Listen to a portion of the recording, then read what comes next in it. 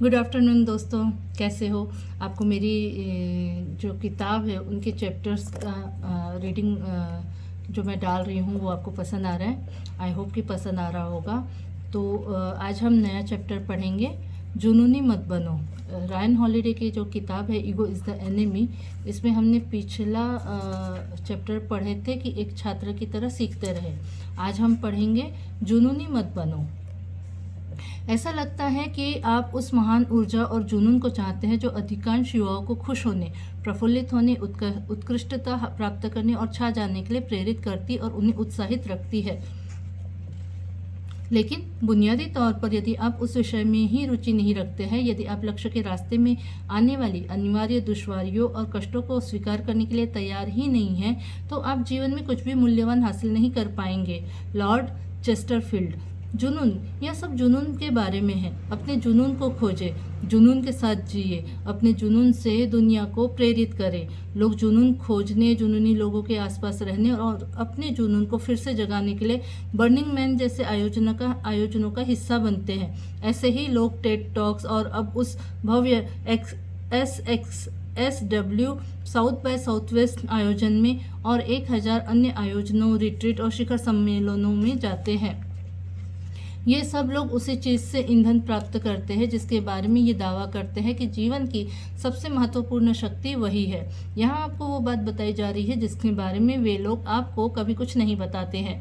आपका जुनून ही वह चीज़ हो सकती है जो आपको सत्ता या प्रभाव या उपलब्धि हासिल करने से रोक रही हो, क्योंकि जितनी बार हम असफल होते हैं उसके पीछे कोई और कारण नहीं होता है, बल्कि उस असफलता के पीछे का मुख्य कारण हमारा जुनून ही होता है। एलेनोर रूजवेल्ट के राजनीतिक जीवन की शुरुआत में एक अतिथि ने एक बार सामाजिक कानून के एक मुद्दे के बारे में एलेनोर रूजवेल्ट की भावुक रुचि के बारे में बात की थी। उस व्यक्ति ने इस शब्द का इस्तेमाल तारीफ के रूप में किया था, लेकिन एलेनोर को यह टिप्पणी पसंद नहीं आई। इस बात पर अपनी प्रतिक्रिया देते हुए उन्होंने कहा था, हाँ, इस प्रयोजन का तो मैं समर्थन करती हूँ, लेकिन मुझे नहीं लगता कि यह भावुक शब्द मुझ पर लागू होता है। बर्निंग मैन, टेड और SXSW जैसे आयोजनों को लोगों के जुनून और प्रेरणा को जगाने और बढ़ावा देने के मंच के रूप में देखा जाता है। इन समुदायों से जुड़े लोग अपने विशिष्ट उद्देश्यों के अनुसार विभिन्न कार्यक्रम और सेमिनार आयोजित करते हैं। उन कार्यक्रमों में नवीनतम प्रगति, नवाचारों और रुझानों को प्रदर्शित करने और तलाशने के लिए विभिन्न उद्योगों के पेशेवरों और उत्साही लोगों को एक साथ आने के लिए मंच प्रदान किया जाता है। ऐसे आयोजन नेटवर्किंग, नई प्रतिभाओं की खोज और रचनात्मक प्रयासों को बढ़ावा देने के लिए महत्वपूर्ण मंच बन गए हैं। रूजवेल्ट एक विनम्र, प्रतिभा संपन्न और धैर्यवान महिला के रूप में ऐसे समय में पली बड़ी थी जब समाज में आदर्श विक्टोरियन मूल्यों की गर्माहट अभी भी मौजूद थी। रूजवेल्ट जुनून से संचालित महिला नहीं थी, वह भावनात्मक रूप से एक परिपक्व महिला थी। उनके पास एक उद्देश्य था, उनके पास एक दिशा थी। वह जुनून से नहीं बल्कि एक प्रयोजन से प्रेरित थी। दूसरी ओर George W Bush, Dick Cheney और डोनाल्ड रम्सफील्ड इराक के बारे में जुनूनी थे। दूसरी ओर George W Bush, Dick Cheney और डोनाल्ड रम्सफील्ड इराक के बारे में जुनूनी थे। क्रिस्टोफर मैककैंडलेस के रोम रोम से उसका जुनून झलक रहा था जब उसने जंगली जीवन जीने के रास्ते पर चलने का निर्णय लिया था। रॉबर्ट फॉल्कन स्कॉट भी उसी तरह का व्यक्ति था जो दक्षिणी ध्रुव की छानबीन के लिए निकला था। ऐसा लगता था जैसे वह पोलमेनिया नामक बीमारी से ग्रसित हो गया था। 1996 की वह माउंट एवरेस्ट आपदा भी इसी तरह के जुनून का परिणाम थी, जिसमें एवरेस्ट पर चढ़ाई करते समय 8 पर्वतारोही मारे गए थे। इस तरह की प्रवृत्ति को मनोवैज्ञानिकों ने गोलोडिसी नाम दिया है। सेगवे के आविष्कारक और निवेशकों का मानना था कि उन्होंने एक बहुत ही क्रांतिकारी और अनोखे प्रोडक्ट का आविष्कार किया है। उन्होंने इसके प्रचार प्रसार में अपना सब कुछ झोंक दिया था। कहने का तात्पर्य यह है कि उपरोक्त सभी व्यक्ति प्रतिभाशाली, स्मार्ट और होशियार लोग थे और जो कुछ भी ये करना चाहते थे उसमें पूरी तरह से विश्वास करते थे और इनके दिलो दिमाग पर उन चीज़ों का जुनून सवार था। और इसके अलावा यह बात भी स्पष्ट है कि वे लोग अभी पूरी तरह से तैयार नहीं थे और अपने आसपास के सभी लोगों की आपत्तियों और वास्तविक चिंताओं को समझने में असमर्थ थे। अनगिनत उद्यमियों, लेखकों, रसोइयों, व्यवसाय के मालिकों, राजनेताओं और डिजाइनरों के लिए भी यह बात एकदम सच है। वे ऐसे लोग थे जिनके बारे में आपने कभी नहीं सुना होगा और कभी सुनेंगे भी नहीं, क्योंकि इससे पहले कि वे शायद कभी बंदरगाह को छोड़ पाते, उन्होंने अपने जहाज़ों को ही डुबो दिया। हर दूसरे गैर पेशेवर शौकीन की तरह उनके भीतर जुनून तो मौजूद था, किंतु किसी चीज़ की कमी थी। एक बात स्पष्ट करना चाहता हूँ कि मैं परवाह करने के बारे में बात नहीं कर रहा हूँ, मैं एक अलग तरह के जुनून के बारे में बात कर रहा हूँ। बेलगाम उत्साह, पूरे जोश के साथ हमारे सामने जो कुछ भी है उस पर झपट पड़ने की हमारी इच्छा, वह ऊर्जा पुंज जिसके बारे में हमारे शिक्षकों और गुरुओं ने हमें आश्वासन दिया है कि वह हमारी सबसे महत्वपूर्ण संपत्ति है। यह एक तरह की किसी अस्पष्ट महत्वाकांक्षी चीज़ और दूर स्थित लक्ष्य को प्राप्त करने या उसकी ओर यात्रा शुरू करने की तीव्र, अतृप्त, ज्वलंत इच्छा है। ऐसा प्रतीत होता है कि एक सहज प्रेरणा सही रास्ते से इतनी ज़्यादा दूर है कि वह घातक बन गई है। याद रखें, किसी व्यक्ति को जुनूनी कहना पागल आदमी कहने का ही दूसरा तरीका है। जॉन वुडन की कोचिंग में कैलिफोर्निया यूनिवर्सिटी को 3 नेशनल चैंपियनशिप जिताने में महत्वपूर्ण भूमिका निभाने वाले लुइस अल्सिंडोर जूनियर नाम के एक युवा बास्केटबॉल खिलाड़ी ने अपने उस प्रसिद्ध कोच की शैली का वर्णन करने के लिए एक शब्द का इस्तेमाल किया था, डिस्पैशनेट, यानी उदासीन। एक ऐसी शैली जो किसी भी तरह की भावना या जुनून से रहित हो। कैलिफोर्निया यूनिवर्सिटी के सबसे सफलतम कोचों में से एक जॉन वुडन को उत्साह बढ़ाने वाले व प्रेरक भाषण देने वाले व्यक्ति अथवा मोटिवेशनल गुरु के रूप में नहीं जाना जाता। उन अतिरिक्त भावनाओं यानी जुनून को वे एक बोझ के रूप में देखते थे। इसके विपरीत उनका दर्शन नियंत्रण में रहने और अपने काम को सही तरह से करने के बारे में था। वे कहते थे, हमें कभी भी जुनून का गुलाम नहीं बनना चाहिए।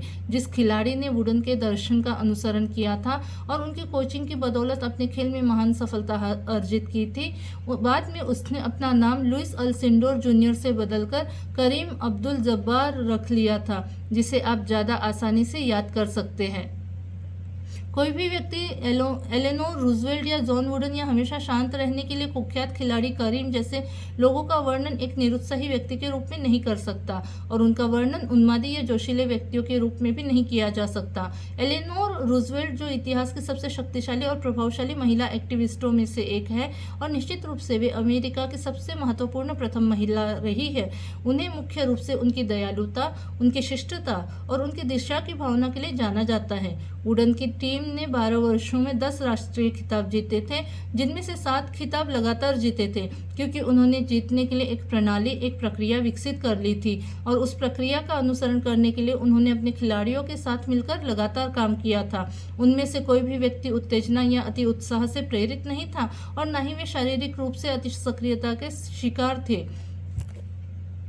वे किसी जल्दबाजी में नहीं रहते थे। इसके बजाय जिस तरह के व्यक्तियों के रूप में आज उन्हें जाना जाता है, उस तरह के व्यक्ति बनने में उन लोगों को वर्षों लगे थे। यह क्रमिक विकास की धीमी प्रक्रिया ही होती है जिसके द्वारा महान व्यक्तित्व का निर्माण होता है। जब हम अपने लक्ष्यों तक पहुंचने के लिए काम करते हैं तो हमें अपने लक्ष्यों के रास्ते में अनगिनत जटिल समस्याओं का सामना करना पड़ता है। अक्सर हमारे रास्ते में ऐसी ऐसी चीज़ें आती हैं जिनका हमने पहले कभी सामना नहीं किया होता है।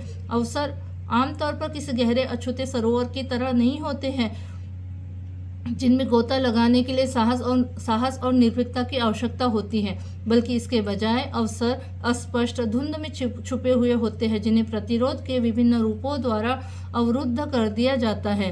दरअसल इन स्थितियों में हमें जिस चीज़ की सबसे ज़्यादा ज़रूरत होती है वो स्पष्टता है, और साथ ही हमें एक ऐसी कार्य प्रणाली भी निर्धारित करनी होती है जिस पर सोच समझकर योजनाबद्ध तरीके से काम किया जा सके। लेकिन कई बार हम इस तरह आगे बढ़ते हैं, हमारे मन में एक प्रेरणा कौंधती है, मैं अब तक का सबसे अच्छा और सबसे महान करना चाहता हूँ, सबसे कम उम्र के सबसे महान बने, इतिहास का सबसे महान बनने वाला इकलौता व्यक्ति, सबसे पहले, सबसे ज़्यादा, सबसे महान। सलाह ठीक है। इस उपलब्धि को हासिल करने के लिए आपके लिए एक चरण दर चरण कार्य योजना दी गई है जिसका अनुसरण करते हुए आप अपने लक्ष्य तक पहुँच सकते हैं।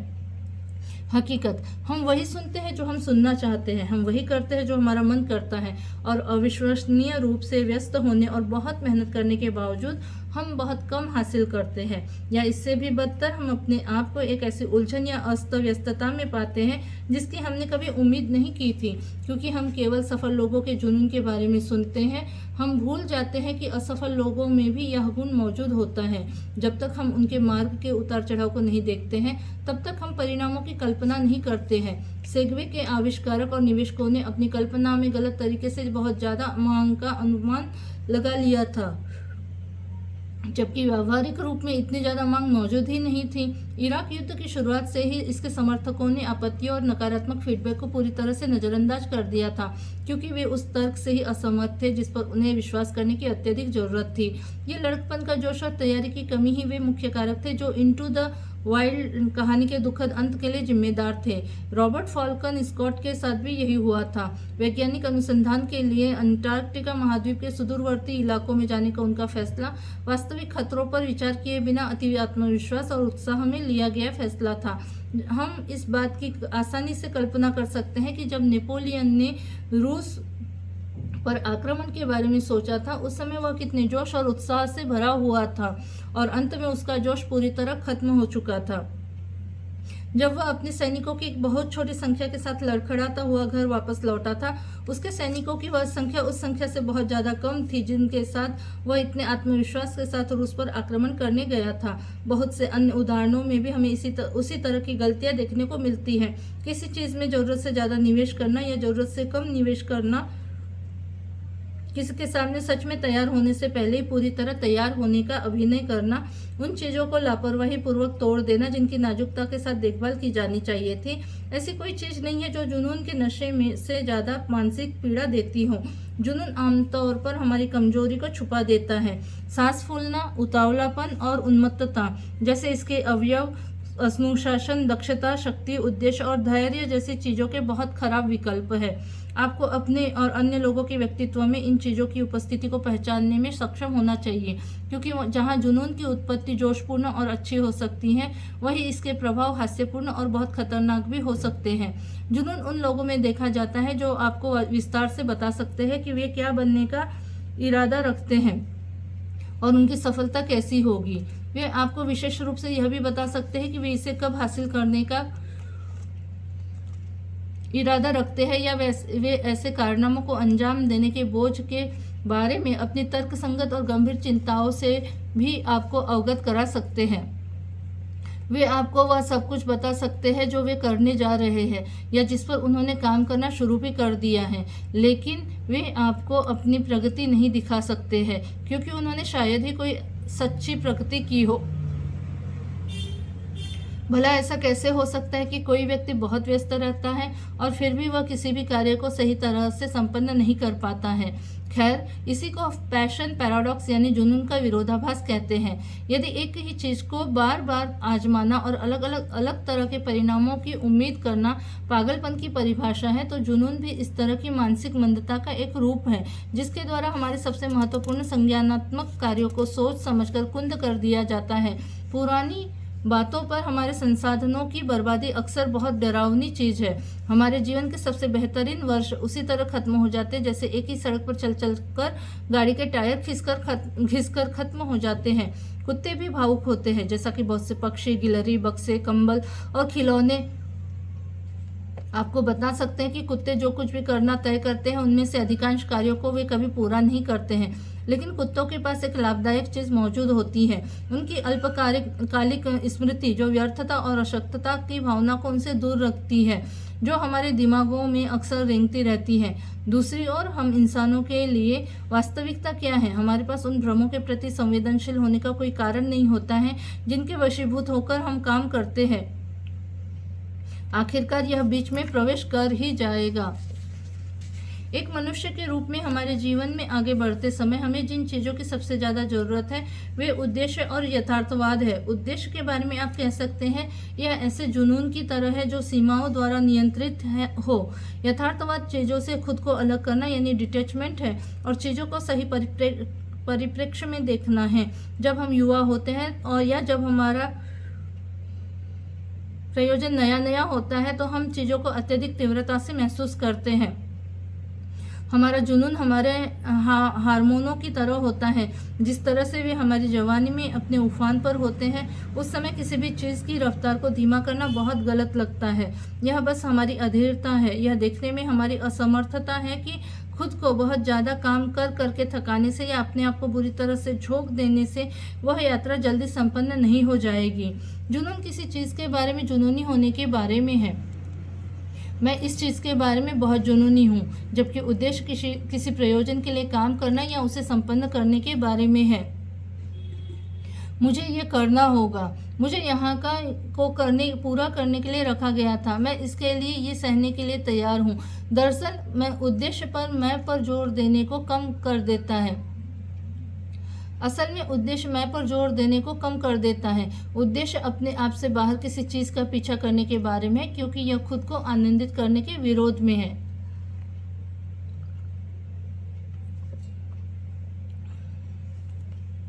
उद्देश्य से अधिक हमें यथार्थवाद की भी आवश्यकता है। हम कहाँ शुरू करें, हमें सबसे पहले क्या करना चाहिए, हमें अभी के अभी क्या करना है, हम इस बात को कैसे सुनिश्चित करें कि हम जो कार्य कर रहे हैं वे हमें आगे बढ़ा रहे हैं, हम अपना मूल्यांकन किस बेंचमार्क के साथ कर रहे हैं। गोएथे ने एक बार कहा था, महान जुनून उस बीमारी की तरह है जिसमें कोई उम्मीद नहीं बची है। यही कारण है कि सोच समझकर और उद्देश्यपूर्ण ढंग से काम करने वाला व्यक्ति किसी प्रभुत्व या उस बीमारी से परे रहकर एक अलग स्तर पर कार्य करता है।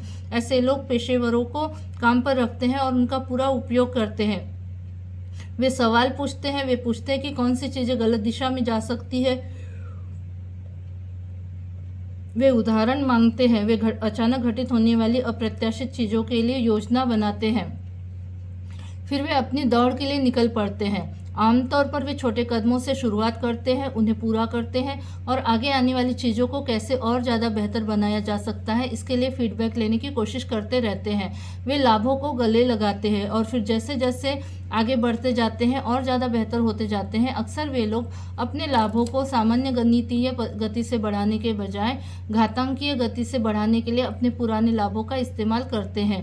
क्या बड़े बड़े घोषणा पत्रों, चमत्कारिक कार्यों, किसी को आश्चर्यचकित करने के लिए देश भर में यात्रा करने या मध्य रात्रि में मन से गुजरने वाले विभिन्न विचारों और भावनाओं को चित्रित करने वाली लंबी लंबी ईमेल भेजने जैसे अनेकों कार्यों की तुलना में बार बार प्रयास करने में विश्वास रखने वाले दृष्टिकोण के अनुसार कार्य करना कम रोमांचक है? बेशक, क्या यह एक चीज़ पर सब कुछ दांव पर लगाने और आपके क्रेडिट कार्ड की लिमिट को अधिकतम करने की तुलना में कम आकर्षक और कम साहसिक है, क्योंकि आप अपने आप पर विश्वास करते हैं? बिल्कुल। स्प्रेडशीट के साथ काम करने, बैठकों में भाग लेने, व्यावसायिक यात्राओं पर जाने, फ़ोन कॉल करने, सॉफ्टवेयर और अन्य साधनों का उपयोग करने और व्यवस्थित रूप से काम करने के लिए आंतरिक तंत्र स्थापित करने जैसे कार्यों पर भी यही बात लागू होती है। हालांकि कार्य करने के इन तरीकों में इनकी व्यावहारिकता और महत्व के बावजूद अन्य नाटकीय या ग्लैमरस गतिविधियों के समान उत्साह या आकर्षण नहीं होता है। आप जो महत्वपूर्ण कार्य करना चाहते हैं उसके लिए गहन विचार विमर्श और सूझबूझ की आवश्यकता होगी, जुनून की नहीं, अति आत्मविश्वास की नहीं। इससे कहीं बेहतर तो यह होता कि आप आगे आने वाली घटनाओं से भयभीत हो जाते, उनकी विराटता का सम्मान करते और फिर भी किसी न किसी तरह उनसे पार पाने के लिए दृढ़ संकल्पित होते। जुनून को नौसिखियों के लिए छोड़ दे।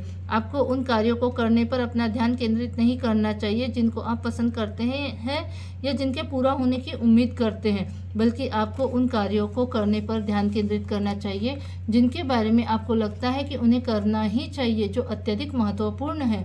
टेलीरैंड ने राजनयिकों के लिए एक सूत्र वाक्य दिया था, सरटूथ पास थ्रोप द जेले। कभी भी जुनून या अति उत्साह को सबसे ऊपर न रखें, तब आप महान कार्य करोगे।